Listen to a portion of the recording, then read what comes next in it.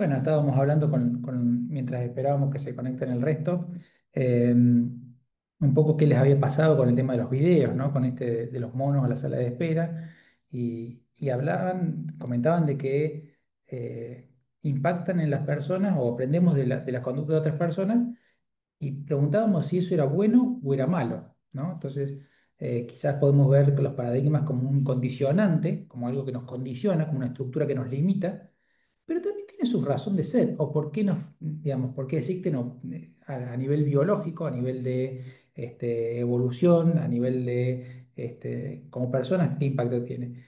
Pensemos ahora por un momento, si tuviéramos que aprender todo desde cero por experiencia personal, que no pudiéramos aprender de los demás. Dicen algunos estudiosos que los de la era de piedra, un poquito después, eran mucho más inteligentes que nosotros. Sabían cazar, sabían cocinar, sabían hacerse la ropa. ¿Quién podría decir que sabe hacer todo eso hoy, ¿no? Hoy somos infinitamente, tenemos muchísimo más conocimiento, tenemos incluso un celular, ¿no? Todos sabemos usar el celular, pero ¿quién podría fabricar un celular desde cero? Dicen que no hay nadie en el mundo que podría hacer eso, porque tendría que tratar los minerales, tendría que saber de electricidad, tendría que saber de tecnología, saber de plásticos, y tendría que pedirle a alguien que le haga una parte anterior para poder hacerlo. Entonces, somos como, se le dice el conocimiento de colmena, ¿no? La humanidad tiene mucho conocimiento, pero individualmente no tenemos tanto conocimiento. Entonces está bueno poder aprender de los demás. Después hay una frase que es interesante, eh, o una historia, me voy a contar una historia, después voy a contar la frase, que dice que había una vez una persona que se compró un pavo y lo llevó a su casa, y el pavo, cuando él salió del patio se fue, ¿no? Entonces le dejó alimento, al segundo día el pavo se alejó, al tercer día ya no se alejó tanto, al cuarto día ya se quedaba un poco más cerca cuando le daba el alimento.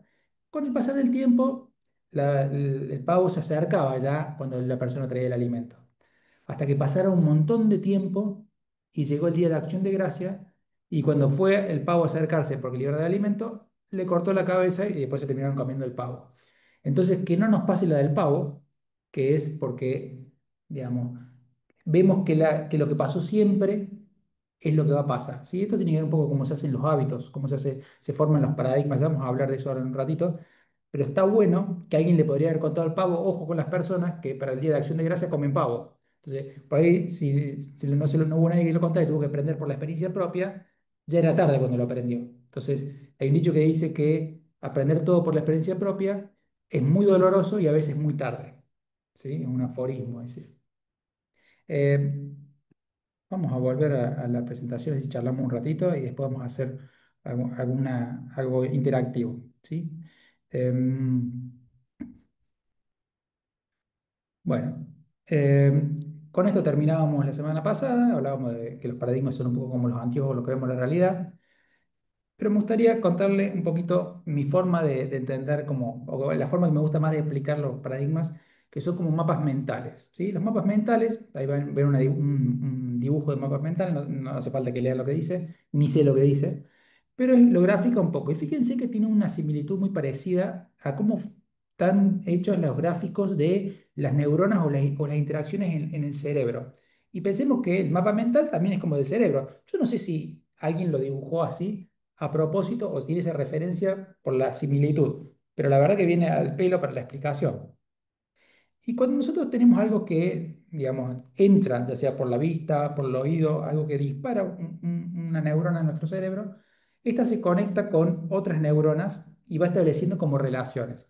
Y si esto se repite, como la historia de los monos o eso que se paraba, se va como fortaleciendo esa línea y se va haciendo como una avenida. Entonces son como los puntos del mapa mental donde una idea se conecta con otra y tiene más fuerza. Y después va a haber como ramificaciones.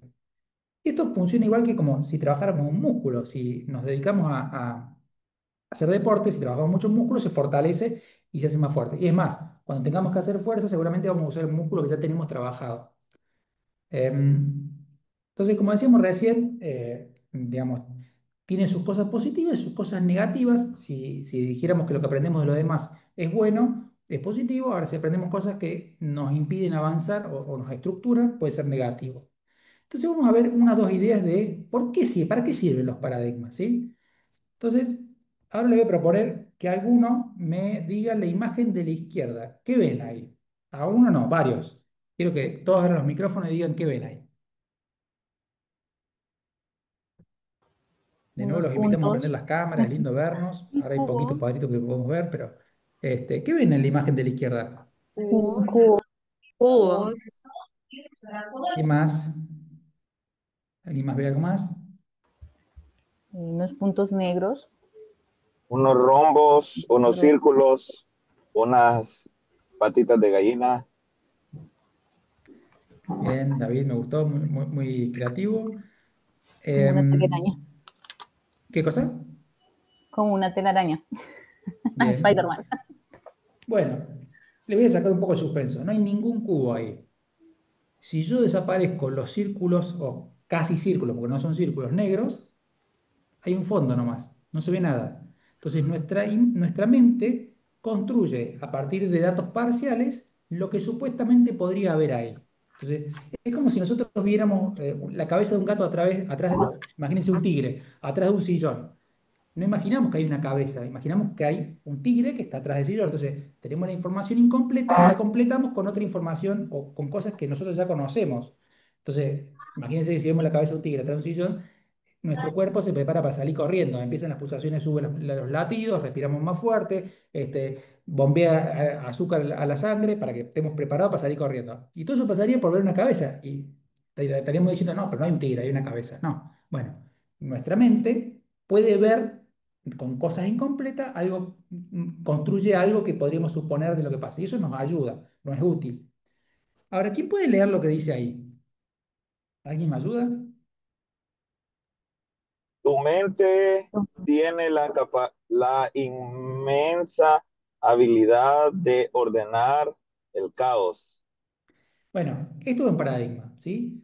Nosotros construimos ideas de cómo funciona el mundo. Entonces después no hace falta que veamos todo acomodadito. Ya entra en la estructura, en ese mapa mental que tenemos y podemos interpretarlo, ¿sí? Esto nos ayuda, hay veces que positivamente y hay veces que no nos ayuda. Entonces tenemos que saber que hay cosas positivas y hay cosas que tenemos que trabajar.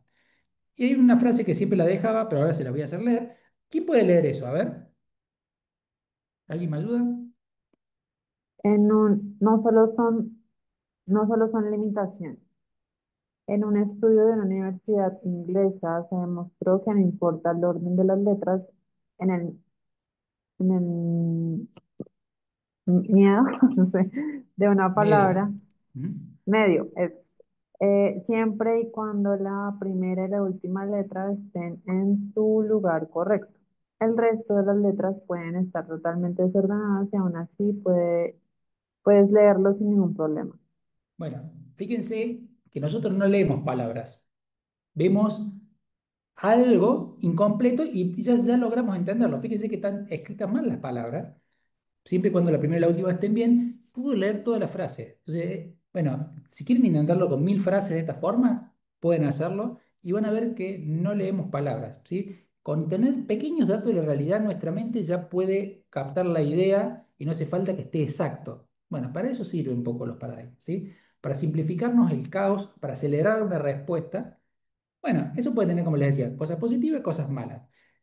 Miren esto y es lo último, y después vamos a hacer un trabajar sobre una cosa en grupo, entre todos, que es divertido. Pero ahí dice viaje para comer e ir al baño. Imagínense que estamos todos nosotros juntos, estaría bueno, nos vamos de viaje a algún lado, y subimos en autobús, en un bus, en un colectivo, el nombre que le quieran poner, y estamos viajando, ¿no? Y decidimos que vamos a parar a comer en un lugar y vamos a ir al baño, ¿sí? Para poder seguir viaje. Entonces paramos y hay dos que deciden que no quieren bajar y no tienen ganas, están descansando. Y cuando nosotros subimos y decimos queremos viajar, arrancar, dicen, hey, yo quiero ir al baño, quiero comer algo. Bueno, esto pasa a veces de por qué como humanos seguimos a lo que hace el grupo. Porque si quisiéramos ir al baño no podríamos ir. Si quisiéramos ir a comer no podríamos ir. Entonces hay algo que se copia tanto en los animales. Ustedes ven si un pájaro van corriendo y hay una bandada de pájaros y se acercan, salen volando todos. Por más que haya algunos que estén lejos ni saben por qué salieron volando los pájaros que están cerca, pero se levantan vuelo porque es una forma de cuidarse. Bueno, de esta forma es igual. ¿sí?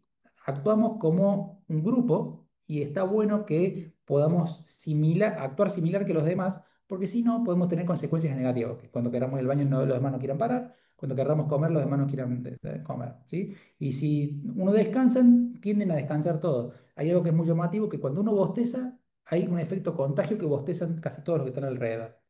Incluso había un libro, yo les cuento esto, que siempre que había un libro, cuando yo era chico, me llevaron una vez a una biblioteca, entonces vos abrías el libro y había una persona bostezando, pasabas, dos personas bostezando. Y así cada vez más personas bostezando, eran imágenes, y terminabas el libro y bostezabas. Y nos reíamos todos y nos retaban en la biblioteca porque estábamos riéndonos en una biblioteca que había que hacer silencio. Pero esto pasaba hasta con una imagen o hablar del bostezo a veces provoca el bostezo. Bueno, estas cosas son parte de cómo hemos ido evolucionando como mamíferos, como personas, como lo que fuéramos, ¿sí? Entonces, tiene sus cosas positivas, tiene sus cosas que hay que tener cuidado cuando copiamos cosas que sirvieron para otras épocas y que ahora no aplican.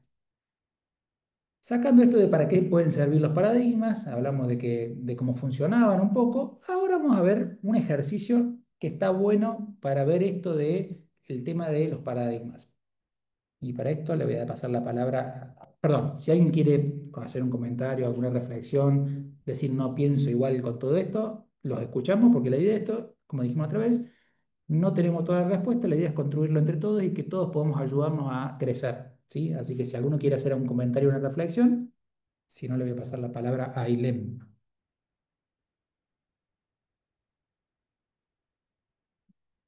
No está bueno que me dejen hablar tanto, es medio aburrido, medio monótono.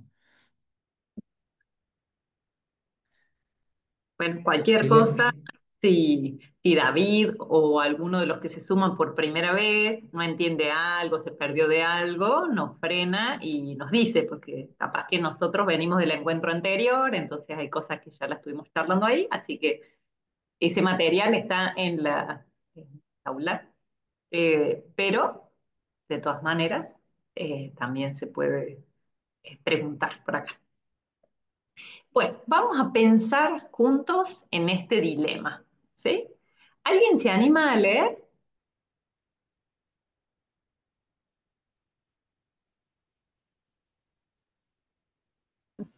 Hay tres niños, María, Pedro y Carla, los cuales se disputan una flauta.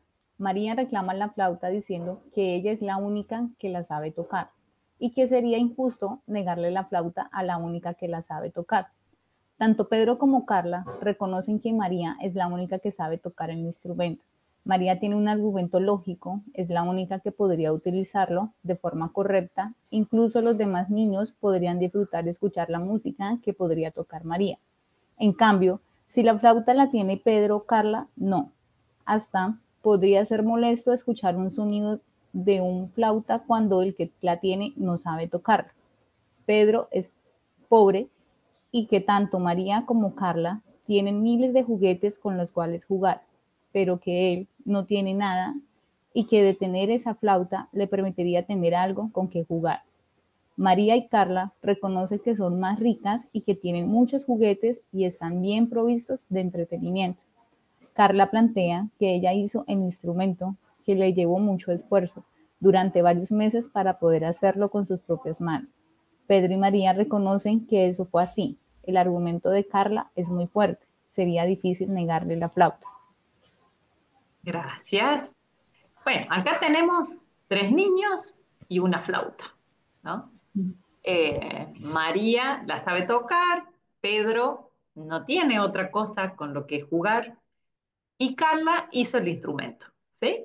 Entonces la idea de ahora es que cada uno pueda pensar a quién se la deberíamos dar, que sería como lo más justo en esta situación. Cada uno va a pensar a quién y van a votar por el WhatsApp la persona que elija, ¿sí? El niño que ustedes creen que debería tener la flauta, ¿sí? Leti, ¿está listo la encuesta en WhatsApp? Sí, sí, ya está lista, ya está enviada. Buenísimo. Así que pueden pensar y ahí votan quién debería tener la flauta.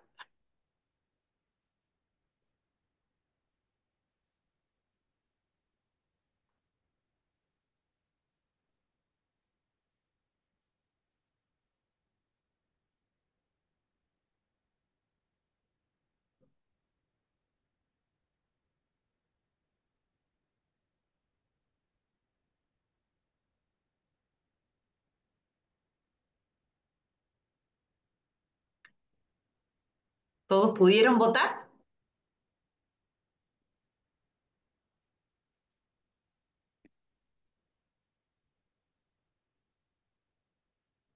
¿Dejo de compartir pantalla así nos vemos o dejo para que puedan Dale. recordar los niños?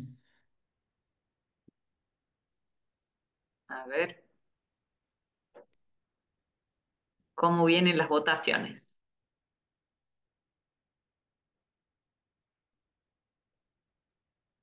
Van 10, 11 que han votado. Ah, bueno, falta entonces Falta, animarse a votar. Acuérdense, María es quien sabe tocar la flauta, Pedro es pobre y es lo único que tiene para jugar, y Carla es la que hizo la flauta, ¿sí? Así que anímense, no tengan miedo, no hay una respuesta correcta, no le estamos haciendo trampa, es solamente para ayudarnos a pensar.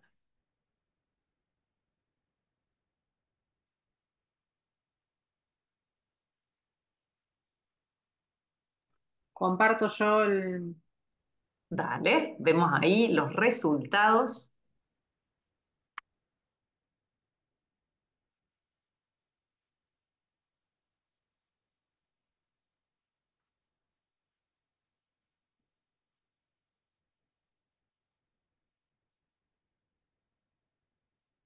A ver, a ver. Bien, gana María, en segundo lugar Pedro y en tercer lugar Carla. La idea de ahora es que podamos escuchar los argumentos, ¿sí? Alguien que haya votado uno o dos, que votaron a María, quien votó a Carla, quien votó a Pedro, y algunos puedan compartir sus motivos, ¿sí? Porque creyeron que esa era la persona que tenía que tener la flauta. Hola, buenas Ahí, tardes. Les saluda Gerson. Buenas Eh, tardes. Acá en San Salvador se está desarrollando lo que es el centro histórico y muchos artistas van y comparten su talento en las plazas. No sé si pasa en algunas de sus plazas en sus países. Entonces, me ponía a pensar con un pensamiento ya de emprendedor empresarial. Escogí a María para exponerla en las plazas y ella empezar a tocar y poder recibir recompensa monetaria para poder ayudar a la pobreza de el otro niño y poder así sacarlo de ese estado de escasez. Entonces, pensaba en que quien sabe tocar la flauta sería la persona ideal que se la quedase para poder generar recursos a través del talento. Ah, gracias por compartir. Ahí nos tiró visión empresarial, dijo. Su propuesta viene desde ahí. Muy bien, gracias. ¿Quién más? Bueno, yo escogí a Yo, Pedro. bueno,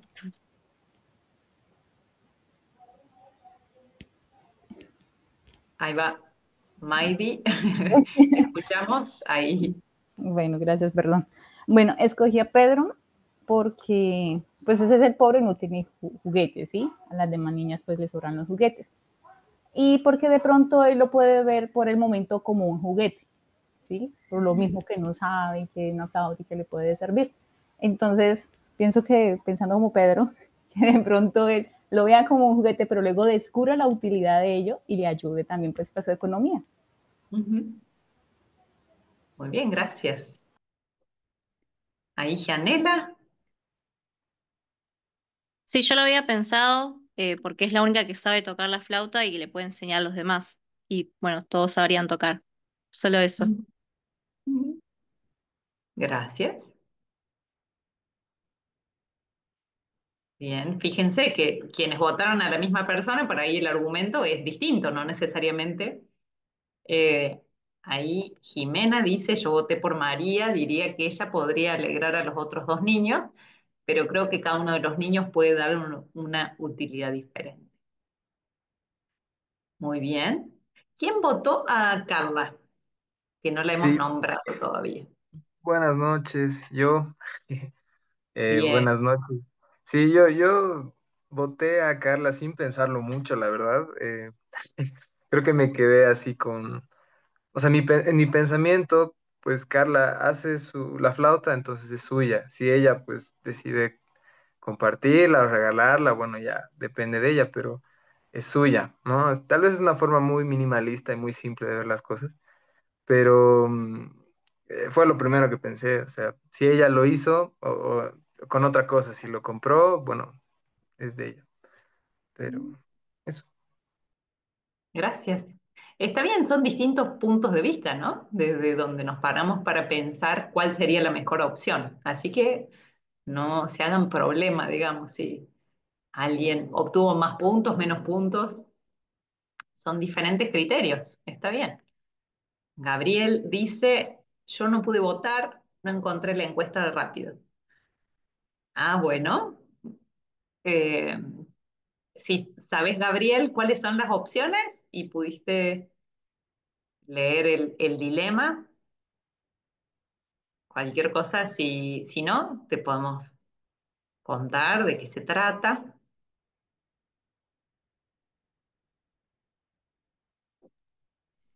Hola, ¿qué para tal? que... No, realmente no, porque estoy llegando del trabajo y no pude terminar de escuchar la lectura y cuando intenté ver la votación también me extravié. Pero no importa, yo me mantengo acá y voy prestando atención. Ahí te contamos, mira. La idea es que hay tres niños, ¿no? Y hay una flauta, ¿no? Entonces, la pregunta sería, ahí está, gracias, Pablo, ¿no? Está María, Pedro y Carla. Entonces, María reclama la flauta porque ella dice que sabe tocarla. Pedro reclama porque dice que es pobre y no tiene otras cosas para jugar. Y Carla la reclama porque dice que es la que hizo la flauta, entonces tiene derecho a tenerla. ¿Sí? Ahí Pablo lo puso para que lo puedan leer. Así que después, Gabriel, cuando puedas, nos contás que hubieras votado. ¿Qué te parece? ¿Alguien estaba por hablar? Sí, David. Ah, Pamela. Bueno, sí, justo yo voté por María, no, por Pedro, perdón, por Pedro, porque considero que, bueno, yo consideré que él viene de una situación vulnerable. Sin embargo, María, bueno, puede, como dijo, tiene los recursos necesarios, entonces puede adquirir una nueva flauta. Carla, si bien hizo la flauta, puede, como la hizo, también puede volverla a hacer, pero desde la parte vulnerable yo vi que Pedro tal vez sería quien tenga que quedarse con la flauta y pueda aprender. Si bien no sabe tocar la flauta, yo creo que todos tenemos las capacidades y aptitudes para aprender, entonces puede aprender. gracias. David había levantado la mano. No, pero también compartí esa idea de que María, la que podía tocar, podía enseñarle a sus dos compañeros a tocar la flauta.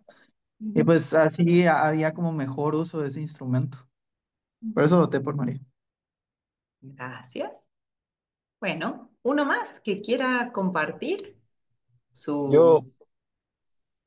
Dale, te escuchamos. yo voté por Carla. Pienso que la pobreza es multidimensional y por ende, aunque Pedro diga que es pobre, posiblemente las dos niñas puedan cruzar por diferentes tipos de pobreza. Sin Ujú. embargo, eso no le da potestad de ser dueño. Entonces, creo que en el caso de ser el dueño, eh, que es quien la hizo, que es Carla, creo que merece tener la flauta. Y si ella decide, por justicia, prestársela a cualquiera de los dos, sería como una decisión muy personal. Ujú. Vos decís que ella tiene como el derecho mayor de tomar la decisión. Bien, Claro. gracias. Fíjense cuántas diversidad de posturas en relación a eso, ¿no? Ahí Gabriel me parece que iba a decir algo. Sí, para mí también pienso que Carla, al ser la que hizo la flauta, pues a mi lógica me parece que es la que tiene tiene la posibilidad de decidir si se queda con ella o si decide compartirla. Obviamente se me ocurren muchas ideas que pudieran ser más beneficiosas para todos, pero si se trata de quién se queda con la flauta, pues me parece que ella fue la que dedicó todo el esfuerzo y la energía a hacerla. Y ya de por sí no es que se trata de quién se queda, porque es que ya le pertenece, la creó fue ella, en mi opinión. Ujú. Gracias. Estaba pensando, perdón, ¿puedo hacer unos comentarios? Sí. Estaba pensando, ¿no? Que a veces es mucho más fácil salir de la situación concreta, ¿no? Pero imaginémonos tres chicos peleándose por una flauta a los gritos, donde cada uno se siente que le corresponde y sería injusto que no tener la flauta. Y vienen y le dicen, no, es mía, es mía, yo, porque yo. Y toda esta teoría, no sé si es tan fácil. Bueno, pensemos que podría enseñarle, no hay tiempo, es en el momento y hay que resolver una situación concreta, ¿no? Y muchas veces nos pasa esto, es mucho más fácil sentarnos a reflexionar, a charlar como estamos charlando ahora, pero cuando estamos en el día a día y en la vida, las cosas no pasan, digamos, donde lo emocional es lo primero que impacta y después podemos pensarlo. Incluso alguien dijo, yo primero sentí o pensé esto, no sé por qué.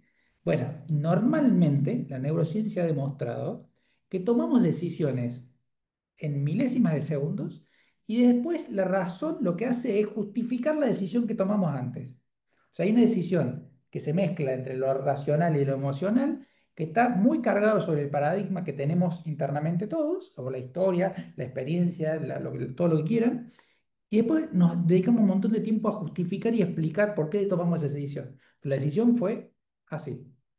Y parece que son decisiones hiperracionales, estudiadas y pensadas. No siempre funciona así. Normalmente no funciona así. Em, También esos dilemas son dilemas de adultos, no solamente de niños. Totalmente. También pasa en todos lados y es interesante cómo cada uno hizo foco en cosas distintas, ¿no? Eh, Más allá de las personas distintas, en cuestiones relevantes que le pareció a cada uno remarcar. Totalmente. Y la idea es, tomamos un concepto como el de justicia, que si alguien me dijera la justicia es una, todas las demás, digamos, hay alguno que tiene un interés o alguien tiene una ideología, hay una sola justicia, ¿no? No se discute lo que es justo. Fíjense, acá, todos cristianos, un simple dilema y salieron votos e ideas de por qué algo es justo totalmente distinto. Y esto tiene su razón de ser, porque lo pusimos acá, ¿sí? Para que vean que no necesariamente es que el otro tiene una idea distorsionada de la justicia, tiene un interés oculto, que por eso cree que la justicia es distinta de lo que uno cree, y que en realidad, les tengo una mala noticia, el otro tiene una ideología, pero nosotros también. Todos tenemos nuestra ideología, nuestro paradigma o el nombre que le quieran poner, ¿sí? Y todos nos acercamos a la realidad, al encuentro con el otro, con nuestros pensamientos, ideologías, sentimientos y las creencias que tenemos, ¿sí? Y es inevitable que la tenemos. Y más allá que siempre queremos encontrar una solución donde estén todos contentos, tomamos partido en un sentido creyendo que eso es más justo. Ahora, ¿vieron que los demás eran menos justos que ustedes? Porque tomaron una decisión y los otros tomaron otro. Bueno, les cuento, esto está tomado de un libro de un premio Nobel de Economía, que él dice que, para explicar esto, dice que cada una de estas tres posturas que tomamos corresponden a una filosofía. Una es la filosofía utilitarista, a algunos les sonará feo eso, como, ¿cómo? No hay que ser utilitarista. Bueno, ellos son los que votaron a María, que es el utilitarismo entendido como darle el mejor uso y que la virtud está en que alguien que sepa hacerlo lo haga. Otros siguieron con la teoría o la filosofía distributiva, que es pobre Pedro que no tiene nada, hay que dárselo a él. Y lo otro es la filosofía liberal, donde cada uno hay que dárselo al que lo hizo, a su dueño. Porque imagínense que por ahí decimos, no, bueno, hay que dárselo a que Carla haga otro o que María le enseñe. María por ahí para enseñarle tarda 3 meses.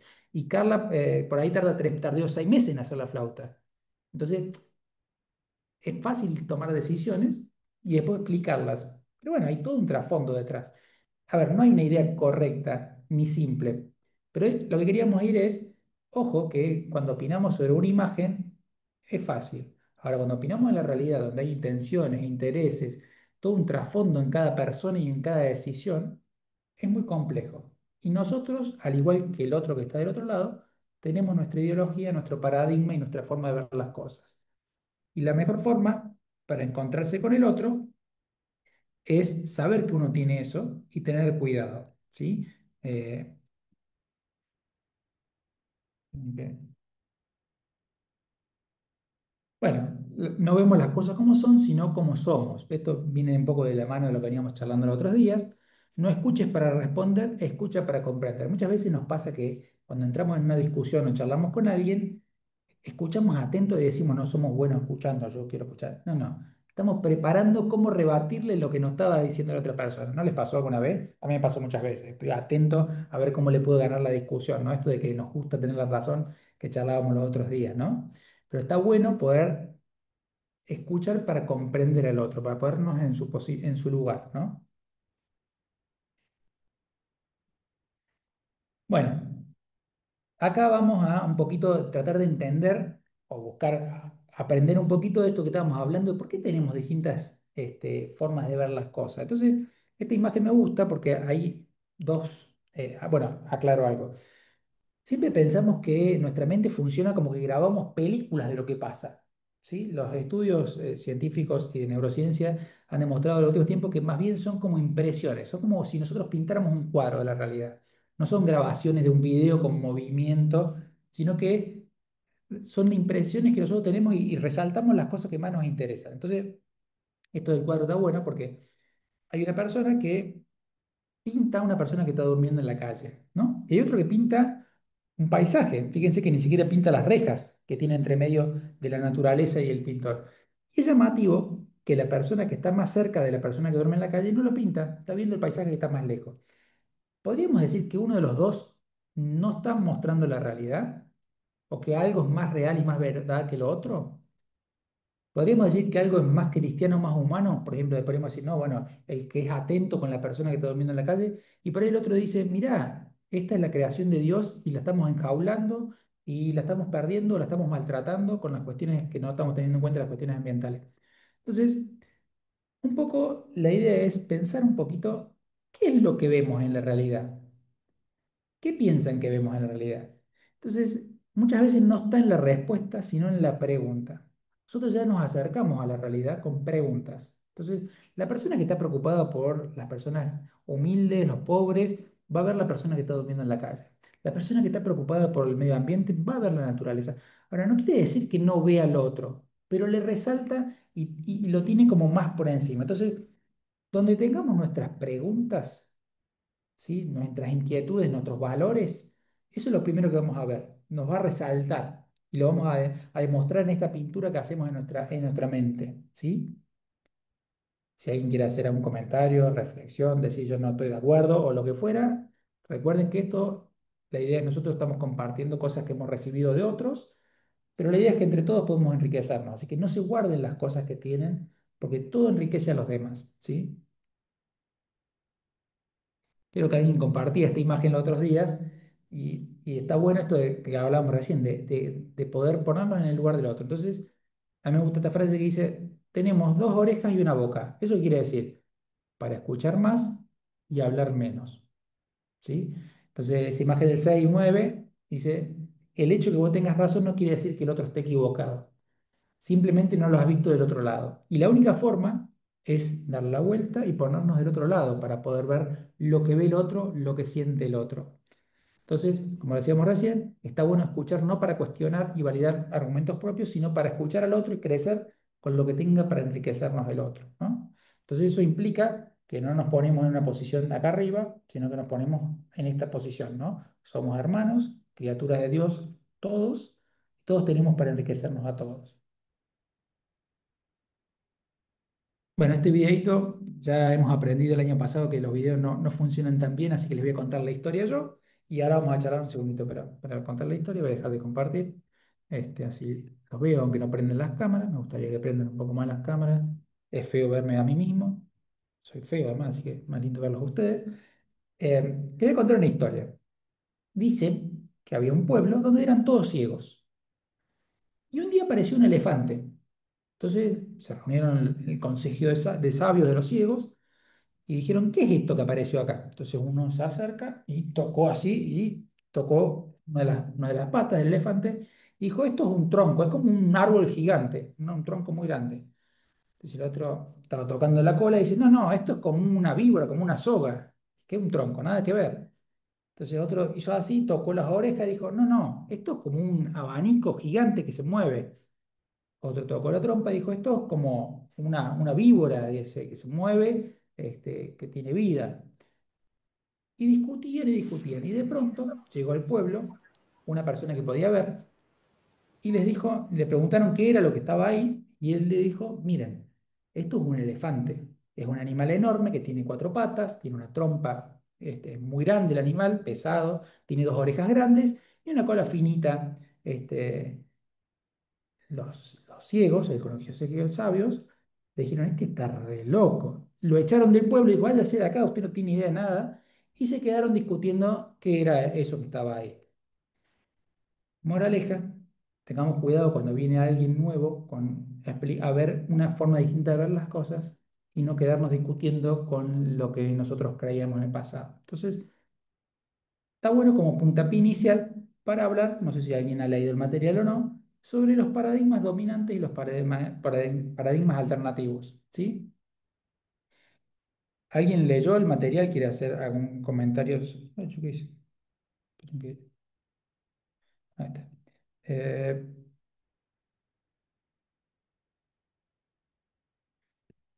Perdón, no sé si. Ahí está.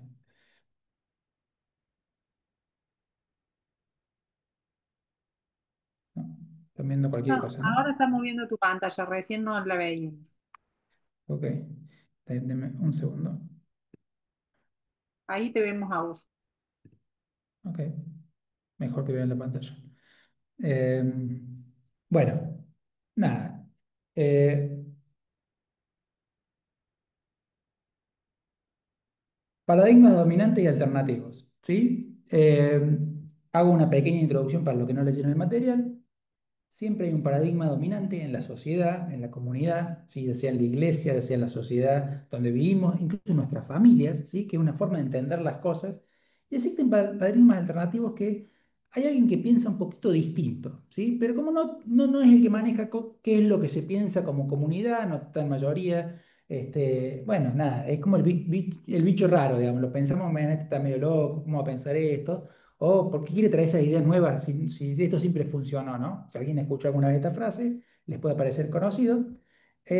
La iglesia había un solo paradigma, cuando fue la Reforma Protestante, fue un paradigma alternativo, hasta que terminó como paradigma dominante en otro sector, se separó. Entonces, digamos, son como distintos paradigmas.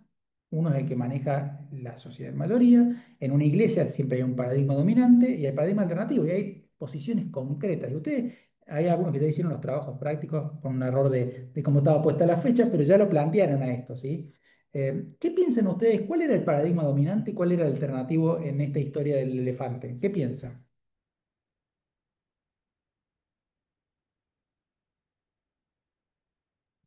Les voy a decir cuál es el ejemplo clásico del paradigma dominante y alternativo. La historia de que el Sol era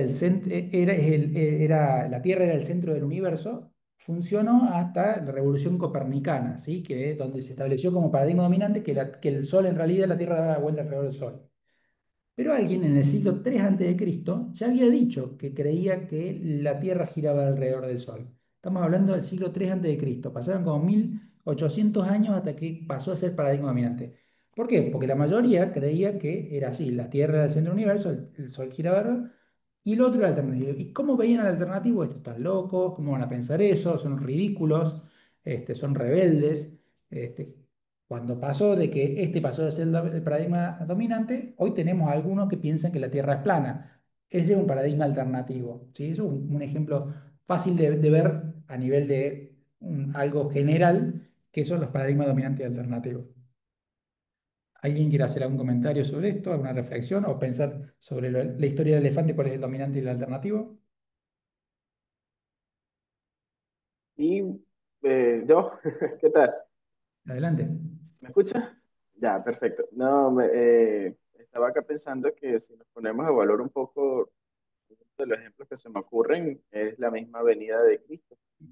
El- si nos basamos en la lectura del Antiguo y Nuevo Testamento y de lo que el pueblo judío estaba esperando como Mesías, esa ideología representaba un paradigma dominante hasta que vino Cristo y revolucionó todo respecto al Mesías, respecto al reino que venía a establecer y todo eso. Entonces creo que es un buen ejemplo que, que se presta para esto. Totalmente. Me lo robaste, lo estaba por decir un poquito más adelante. Pero perfecto. Dentro del judaísmo, Jesús era judío, eso era totalmente, eran locos, eran revolucionarios, o sea, eran ridículos al lado de lo que era el judaísmo de esa época. Después para nosotros se volvió dominante, pero para esa época era alternativo de moda. ¿Sí? ¿Alguien más?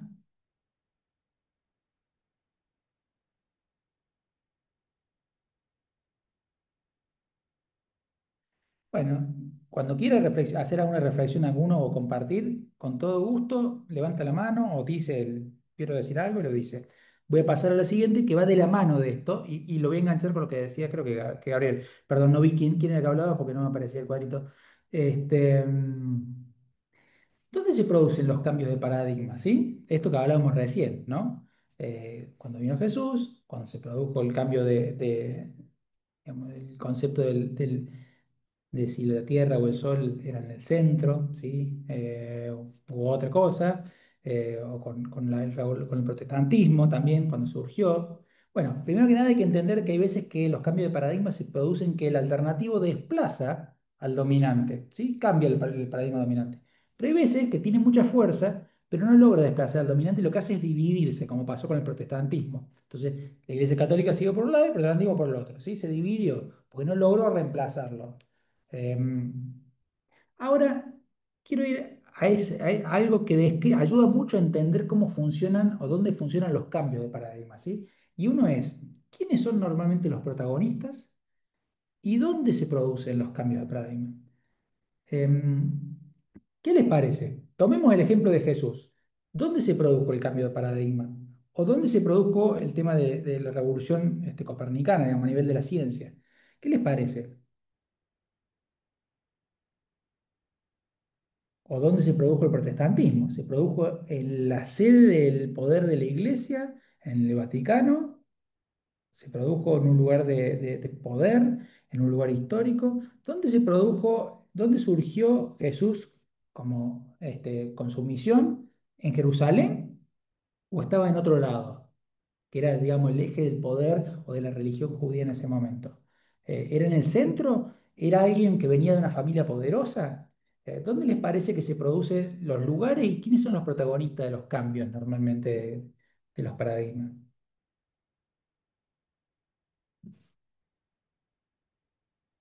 La ¿Nadie? sociedad puede ser. ¿Qué perfil de la gente? La gente que está, digamos, de la sociedad son los poderosos, son los que están hace mucho tiempo en determinada estructura. ¿Quién les parece?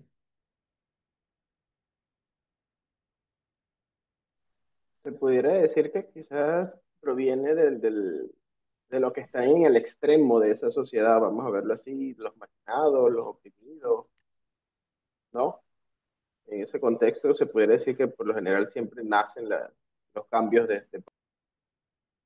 Gracias, Gabriel. ¿Alguien más? Em, yo recuerdo que estudié un autor que era Gramsci, que decía que eran las periferias del sistema, en donde todos estos paradigmas alternativos surgían. Le hago una pregunta. ¿Por qué creen que surgen en ese lugar? ¿A alguien se le ocurre algo?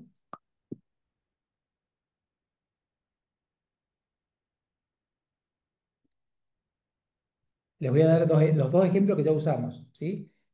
Lutero, el protestantismo, se produce en una abadía, en un monasterio en Alemania, ¿sí? Lejos del Vaticano, donde estaba el centro del poder. Ni siquiera era un obispo, no era un cardenal.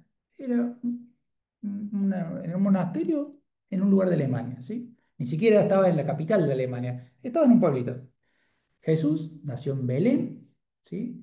Pero todo su ministerio fue en la ciudad de Nazaret, le decían que era Jesús de Nazaret. No estuvo en donde estaba la capital, donde estaban el Sanedrín, donde estaban los maestros de la ley. ¿Qué pasa? Hay dos cosas importantes en esto, ¿sí? Primero, los que están en el centro del poder, les pasa que, lo que charlábamos otro día, estamos más preocupados de defender la postura, perdón, y esto puede ser por tres razones, ¿sí? Puede ser porque estamos convencidos, ¿sí? Porque estamos acostumbrados o porque tenemos interés, porque nos conviene esa posición, porque tenemos una situación como de privilegio en ese lugar, ¿sí? Olvidémonos de que hay gente que pueda tener intereses de privilegios que quiere mantener. Claramente, los que toda su vida tuvieron formada con una cultura, están convencidos de que eso es de esa forma y es muy difícil que puedan ver otra cosa. Y como están en el lugar de defender ese lugar, es muy difícil que puedan ver cosas distintas. Los que están en la zona, alguien dijo en los extremos, en la zona de marca, a mí me gusta decir la zona de frontera. Pensemos en los países en los que vivimos. Hay veces que los países en los límites tienen más de común con el que está del otro lado de la frontera que con el resto del país. O a veces el de la zona de la zona de frontera tiene más en común con el país del lado que con la capital del país. ¿Por qué pasa eso? Por una cuestión de interacción, porque hablan a veces un idioma más parecido. Hay gente que está en la frontera con un país que habla un idioma distinto y a veces que tienen palabras que se mezclan. Entonces permiten crear una realidad distinta que solo se entienden con esas palabras, que en la capital no lo entienden. Y hablan distinto y piensan distinto. Entonces, mientras más lejos estamos de la zona de poder, es más fácil que se mezclen las culturas y se produzca algo nuevo, ¿sí? Pensemos una cosa. Si toda la realidad fueran cuadrados y de golpe aparece un círculo, ¿cómo explicamos un círculo? Sería el cuadrado que no tiene ángulos, que se le torcieron los lados. Fíjense que cuando tenemos una sola forma de explicar la realidad no podemos ver otra. Ahora, cuando estamos cerca del borde donde están todos los círculos, es una realidad más común. Y entonces la realidad se permea la forma de entender esa realidad. No sé si es medio rebuscado lo que estoy contando, pero está bueno darse cuenta que en la zona donde nos encontramos con el otro es donde más fácil poder ver que a veces no tenemos la única versión única de cómo son las cosas. Y es el lugar donde podemos encontrarnos a la par con nuestros hermanos e interactuar. Entonces, cuando vamos a trabajar en un lugar distinto, está bueno que no nos saquemos esa idea, esa capa de yo vengo con la verdad, que venimos de allá, que sabemos todo, y cuando nos encontramos con el otro, podamos reflexionar de cómo ven las cosas ellos y nosotros y poder construir algo mejor, algo superador del paradigma por ahí con el que venimos. No sé si alguien quiere compartir, puede decir no estoy de acuerdo, no me parece. Les cuento algo, uno de los más grandes cambios de toda la historia de la humanidad se produjo en el Renacimiento. Hay algo que se llama el efecto Medici, que el efecto Medici había una gente muy poderosa que se llamaban los Medici, que estaban en Florencia, que hicieron una gran inversión o ayudaron, traían científicos, traían artistas, y esa mezcla entre científico, artista, cultura, religión, economía, hizo que hubo muchos grandes avances en la ciencia y en la cultura. Entonces, cuando hay mezcla de cosas, salen cosas nuevas. Cuando cada uno se queda aislado con lo que ya sabe, lo hace, es como que crecemos lo nuestro, pero nos cuesta ver algo distinto, ¿sí? ¿Alguien quiere hacer un comentario de reflexión?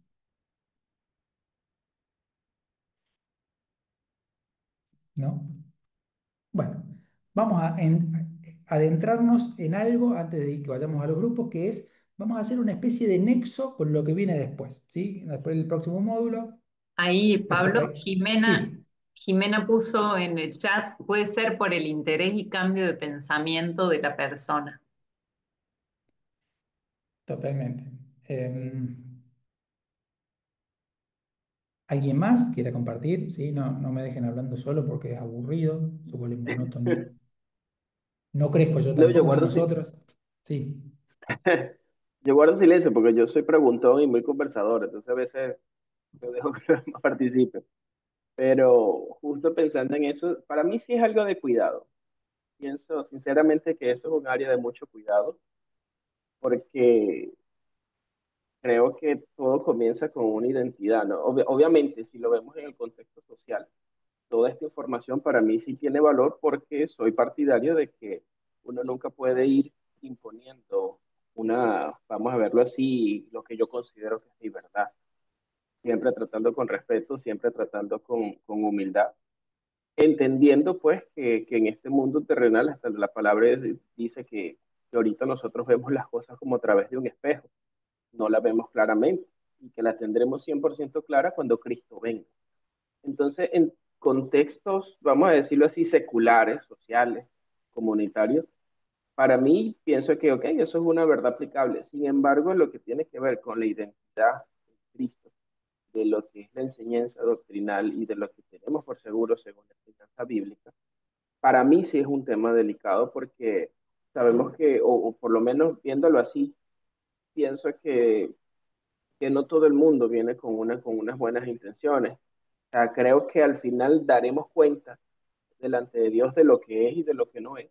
Y pienso que una manera a veces de poder observar, basándonos en el consejo bíblico, habla de que la palabra dice que por sus frutos los conocerán.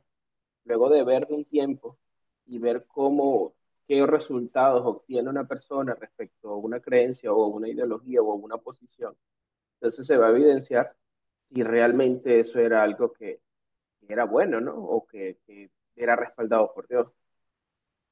Ujú.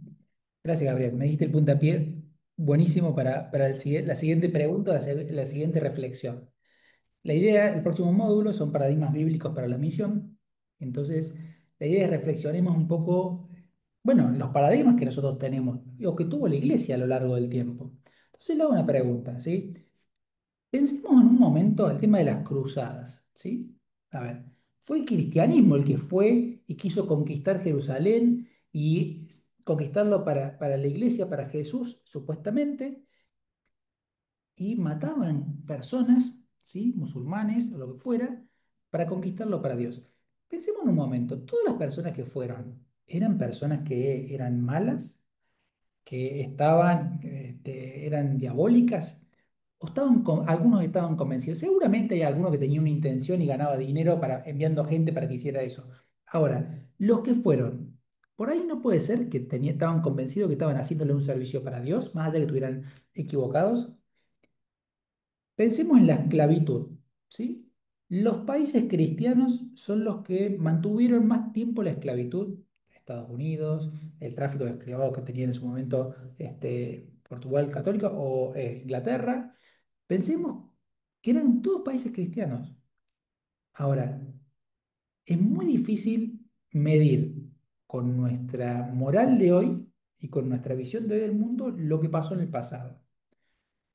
Y mi preocupación es, personalmente para mí, ¿cómo nos verán dentro de 100 años a nosotros las cosas que hacemos hoy? Porque nosotros nos horrorizamos de aquellos que no condenaban la esclavitud, nos horrorizamos del tema de las cruzadas y quizás hasta hace poco, digamos, no le prestábamos atención al tema de los cuidados de la naturaleza. Hablábamos de recursos naturales, no hablábamos de la creación de la naturaleza. Y quizás dentro de unos años gente diga, ¿cómo la gente en el año 2025 los cristianos, se decían cristianos y no cuidaban de esto? Entonces, es cierto que hay una doctrina, es cierto que hay cosas que son una verdad revelada, pero ojo con que tengamos la interpretación correcta por la eternidad y que no podamos crecer y seguir buscando crecer en lo que tiene Dios para decirnos. Entonces, está bueno esto que podamos decir, che, hay paradigmas, pero también hemos ido evolucionando como cristianos a lo largo de los 2000 años y seguramente tenemos mucho por aprender todavía.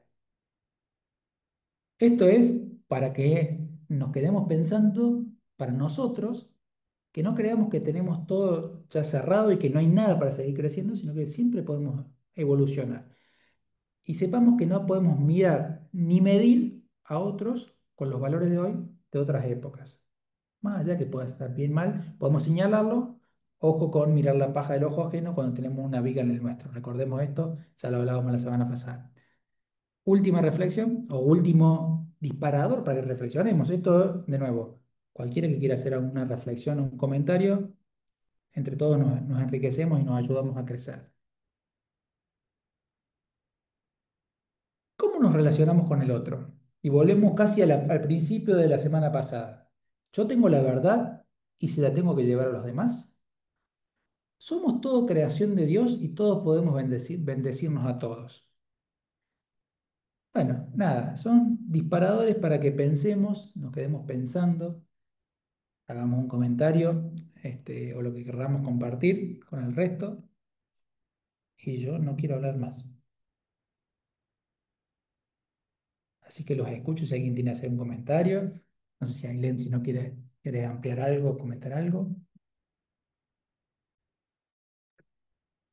En este tiempo me acordaba que le compartí a Pablo la semana pasada, que un biblista compartía en relación a uno de los mandamientos, ¿no? Que dice, no se hagan imagen, ¿no? Y siempre ese mandamiento lo tomamos como no hacerse una imagen física, ¿no?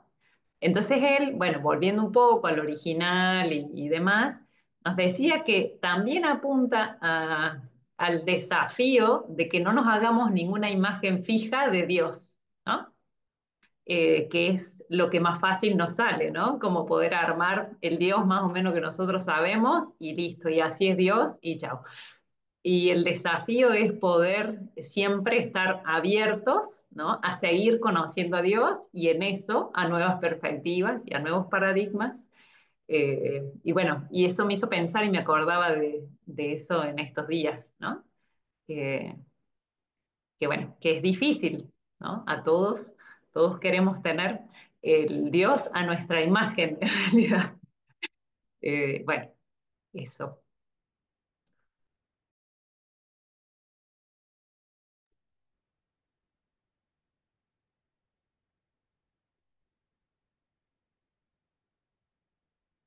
Si alguno quiere compartir o hacer una reflexión, compartir algo, alguna reacción, lo que le pasó, sintió, lo que pensó. También puede decir no estoy de acuerdo, están diciendo pavadas. La idea es que, de nuevo, recuerden que somos facilitadores para la transformación, no nosotros, todos, ¿sí? No se guarden cosas porque a veces se están guardando cosas que pueden ayudarnos a todos, ¿sí? Bueno, no sé si alguien, nadie más tiene nada para compartir, podemos ir a los grupos con... No sé, ¿alguien más quiere compartir algo? Eh, Si no, contarles que bueno, hoy vamos a tomarnos este tiempo que resta para ir a los grupos pequeños con los facilitadores de grupos. Y la idea va a ser compartir todo el tiempo que resta en los grupos pequeños y se van a despedir en los grupos pequeños. Quiero alentarlos a habilitar sus micrófonos, a prender sus cámaras, a compartir en el grupo, porque el objetivo de este tiempo es tener un tiempo de oración, un tiempo donde puedan conocerse más, donde puedan compartir algo del proceso vivido hasta ahora, pero también puedan compartir sus preocupaciones, sus cargas y que también puedan conocerse un poco más con el grupo con el cual van a compartir de acá en todos los meses que sigan de acá en adelante. Nosotros vamos a dejar habilitado con Elin la plataforma para que puedan seguir por Zoom, digamos, el tiempo que necesiten. Es más, si el grupo necesita 5 o 10 minutos más, se los vamos a dejar habilitado también para que puedan tener ese tiempo y nosotros no seamos los que les cortemos como muchas veces lo hacemos porque, bueno, se nos acorta el tiempo. Pero bueno, los invitamos a que no se vayan, que compartan con su grupo, que habiliten los micrófonos, que si pueden prender su cámara también, porque quienes están asumiendo el rol de facilitar y lo hacen voluntariamente, eh, han asumido este desafío y intentemos hacerles las cosas más fáciles a sus compañeros también. Así que bueno, Elin, si estamos listos. Una cosa, una última cosa, pensaba que si alguien después del encuentro se queda con alguna cosa pensando o algo que quiso decir y después no pudo, que nos pueden escribir por la plataforma, hay mensajes privados, nos pueden decir, después con Pablo se van a seguir encontrando en el próximo módulo, pero bueno, estamos a disposición para seguir el intercambio cuando ustedes quieran y bueno. eso, que no se quede nada guardado, lo que quieran compartir en este espacio o a través de los mensajes, estamos también a disposición. Solamente pedirles que con el grupo, alguno del grupo toma una foto del momento de trabajo en grupo y la manda al grupo de WhatsApp, ¿sí? Así no vamos a sacar una foto general hoy, sino que mandan una foto de su grupo. Así que, Elin, si estamos listos, vamos a los grupos pequeños. Sí, ya los mandé antes de que la iglesia empiece.